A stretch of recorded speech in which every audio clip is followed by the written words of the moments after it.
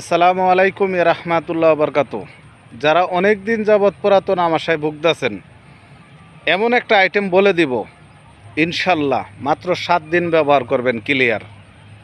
যদি জংলার গাছগাছলার প্রতি বিশ্বাস থাকে, আল্লাহর এই সৃষ্টির প্রতি আপনাদের বিশ্বাস থাকে, ইনশাল্লাহ কাজ হবে।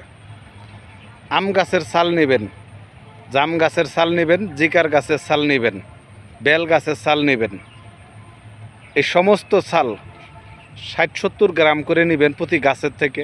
ভালো করে ধুয়ে হাফ কেজি পানি দিয়া সেচ্চা রস কইরা সকালে একবার খালি পেটে খাবেন, বিকালে একবার খাবেন। এইভাবে 3 দিন খাবেন, একদম ক্লিয়ার।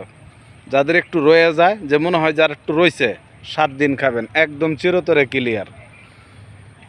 শুধুমাত্র আপনাদের কাছে অনুরোধ, আমার একটু সাবস্ক্রাইবটা আপনি করে দিবেন, আমি যেন আপনাদের মাঝে এই কাজগুলি চালিয়ে যেতে পারি। আল্লাহ হাফেজ।